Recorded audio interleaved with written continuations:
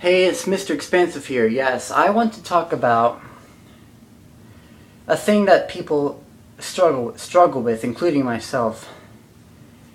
And that is to, how do you move on from your past? How do you do it? Because people have certain things where people take advantage of them, or people have something happen to them and they kind of hold on to their past, and any new encounter they come in contact with, they associate it with them, so they think, oh, this person will do it too, and they start thinking everybody's going to do it to them.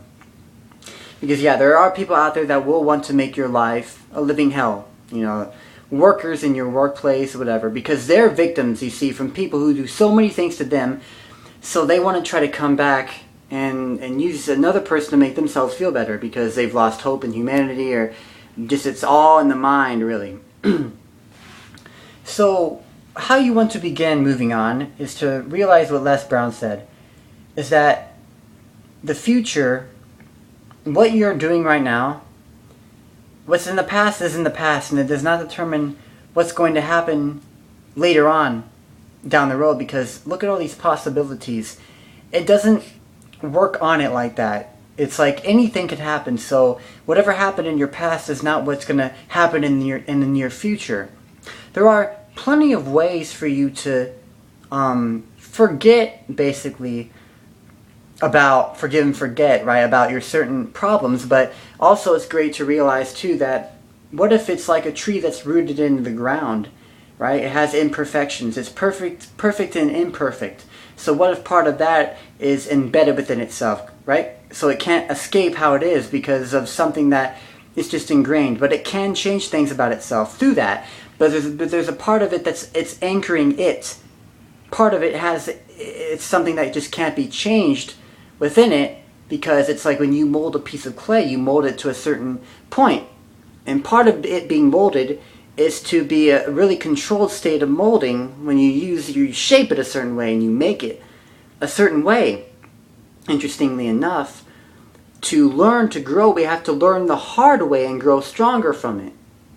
And as we change, perhaps part of what we have had happen to us, that we can't forget it, that part of us has a part, as it's embedded within us, we are an outcome of certain experiences, that as much as we can change the future, that we're like a tree, that we're rooted into the ground. We have a sense of closed-mindedness as we are open-minded, right? We have a sense of imperfection as we are perfect, right? We are a victim as much as we aren't a victim. So a part of what we have is negative, is holding us down and making us grow stronger. That's why when a tree grows, the branches are imperfect. So look at it like that. There's part of things that you just can't change about yourself. But there are things, focus on what you can change and not what you can't change. And realize that you're not the only one. That other people out there are going through the same thing you are. And to also realize simply that we all have people out there who dislike us. We all have insecurities and our own problems. As Will Smith would say, some people are just better at hiding it than others. So we all are the same in that sense. So you don't need to put somebody up on a pedestal for too long. You can take them down and realize, oh wait, it's no big deal. It really is not a big deal. But that's part of the game, you see. But yeah, that's pretty much all I wanted to say. Start thinking about how you can move on. I'm giving you ideas, but that's just my main approach on this right now. To give you an overview of what you should do to move on. Realize that the past is over with, that the future is now ahead of you, and there's so many variables to play along with and what you can do to help yourself. But yeah, that's something to consider. Stay positive. Don't let all the negativity bring you down. Be who you want to be. Be who you are. And Mr. Expansive signing off. Take care.